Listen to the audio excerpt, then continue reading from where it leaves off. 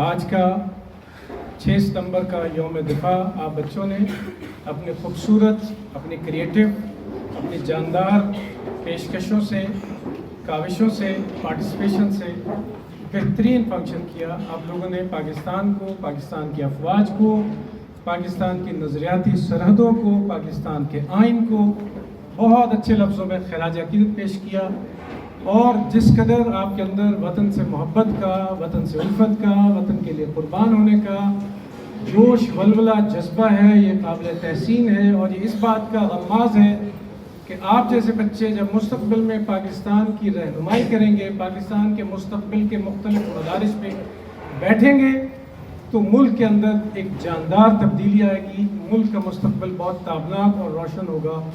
آج کے فنکشن کے لیے میں تمام بچوں کو بہت زیادہ اپریشیٹ کرتا ہوں۔ ورلڈن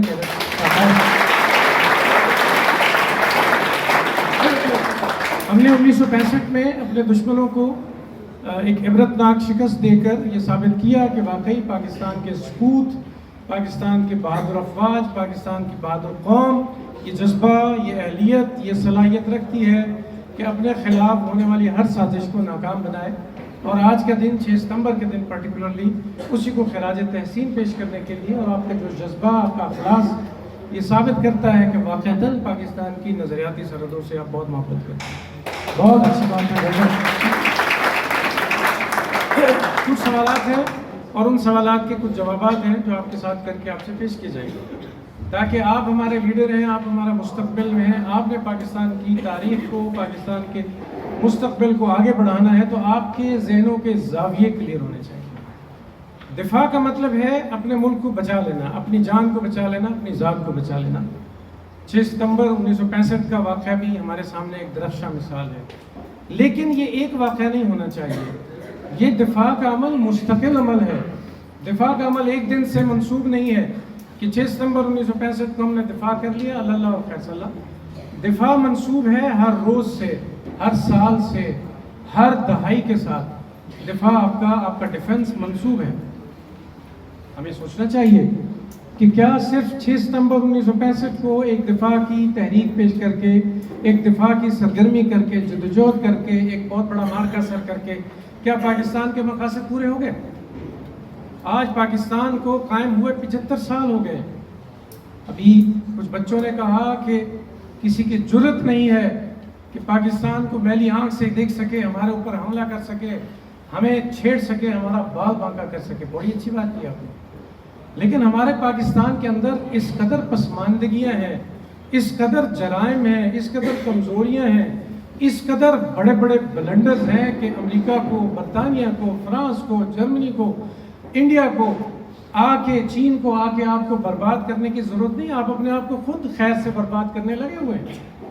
پاکستان کے اندر اس قدر پسماندگی کے جھول ہیں، اس قدر پسماندگی کے جہنم ہیں، اس قدر گمراہیاں ہیں کہ کسی دشمن کو، چاہے وہ انڈیا ہو یا امریکہ کو دشمن سمجھتے ہو، آ کے آپ کو برباد کرنے کی ضرورت نہیں ہے، آپ خود کو برباد کرنے لگے ہوئے ہیں، اور دشمن آپ کا بہت خوش ہے۔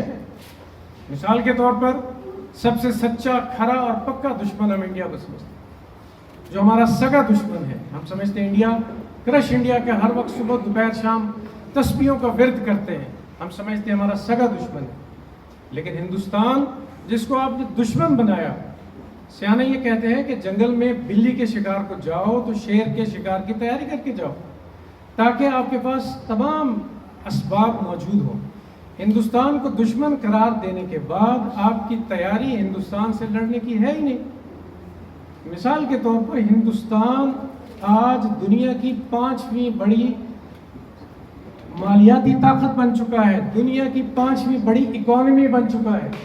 پیسے میں ہم اس کو گننا چاہیں تو دنیا کا 5واں مالدار ملک بن چکا ہے، اور پاکستان دنیا کے 132ویں نمبر پر ہے۔ میرے بچوں، ہم معیشت میں، مالیات میں، فائنانس میں دنیا میں 132ویں نمبر پر ہے، اور انڈیا جس کو دشمن بنائے بیٹھے ہیں، صبح شام اس کی تسبیحاں پڑھ کے اپنے کلمے سچے کرتے ہیں، وہ دنیا مالیات میں، معیشت میں آج 5ویں نمبر پر ہے۔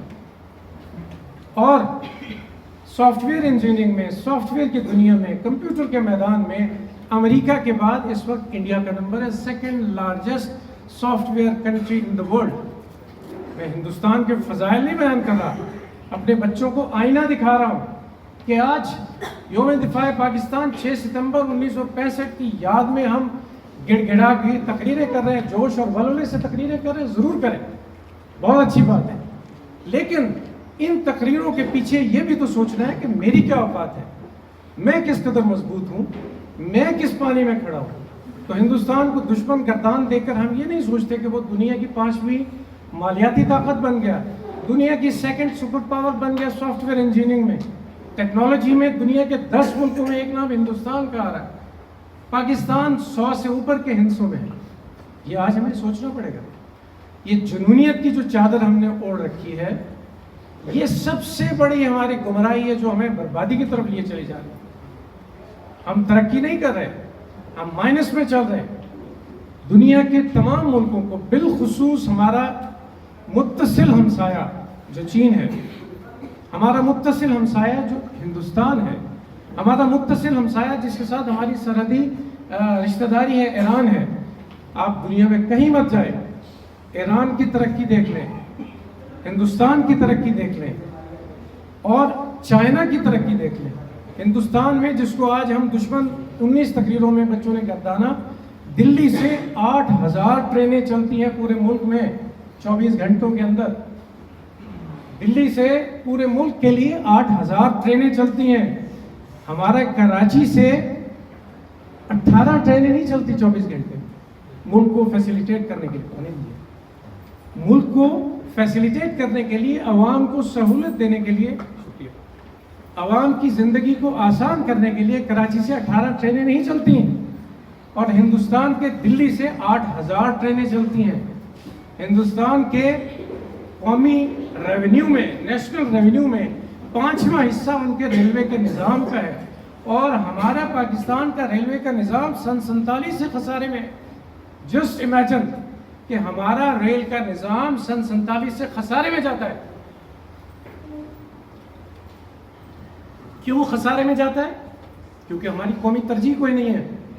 ہم نے صرف ملی نغمے گانا سیکھے ہیں، ہم نے لوگوں پر دہشت گردی کے نام پر اور انتہا پسندی کے نام پر چڑھ دوڑنا سیکھا ہے۔ کسی نے ہمارے مزاج کے خلاف بات کی، ہم نے کہا اس کو قتل کر دو، اس کو سنسار کر دو، اس کو مار دو۔ اس کی ریشنلائزیشن نہیں کی، اس کی شعوری بنیادوں پر تحقیق نہیں کی کہ یہ بات کیا ہو رہی ہے جس کے نتیجے میں ہم اس انسان پر چڑھ دوڑے ہیں۔ ہم ایک دنیا کی جنونی قوم ہیں، اور آپ کو پتہ ہونا چاہیے کہ دنیا کے تھکے ترین ملکوں میں بھی پاکستان کے پاسپورٹ کو مشکوک نظروں سے دیکھا جاتا ہے۔ افغانستان دنیا کا ایک تھکا ہوا ملک ہے، اس کے ویزے اب آپ کو لینے کے لیے آپ کے پاسپورٹ کی چھان پھٹک ہوتی ہے، کجا یہ کہ آپ امریکہ جائیں یا برطانیہ جائیں۔ یعنی کمزور ترین ملکوں میں، مڈغاسکر چلے جائیں، الجزائر چلے جائیں، افریقہ کے بیچارے پسماندہ ملک ہیں، موریتانیہ چلے جائیں اور ایتھوپیا چلے جائیں، پاکستان کا پاسپورٹ جہاں پریزنٹ ہوگا اس کی بہت چھان پھٹک ہوگی۔ کیوں کہ دنیا میں ہم جنونی، دہشت گرد، مجرم، کرائم اورینٹڈ نیشن مشہور ہو گئے ہیں، جس کے نتیجے میں ہمارا دنیا میں تشخص مسخ ہو گیا۔ جیسے پچھلے دنوں میں نے بات کی کہ جاپان 122 ملکوں میں جانے کے لیے اس کو، جاپان کے اسٹوڈنٹ کو ویزے کی ضرورت نہیں ہے۔ پیچھے پھر ملک رہ کتنے جاتے ہیں؟ 122 ملکوں میں جاپانی اسٹوڈنٹ کو یا سٹیزن کو جانے کے لیے ویزے کی ضرورت نہیں ہے، پھر پیچھے کتنے بچ گئے؟ ہمارا پڑوسی چائنا 45 ملکوں میں بغیر ویزے کے جا سکتا ہے، ہمارا پڑوسی ہندوستان 27 ملکوں میں بغیر ویزے کے جا سکتا ہے۔ پاکستان کی تو ذرا مثال ہے۔ اس لیے آپ بچوں کو آج کے دن یہ سوچنا ہے کہ یوم دفاع کا مطلب یہ ہے کہ ہم نے اپنے اندر کتنی پسماندگی ختم کی۔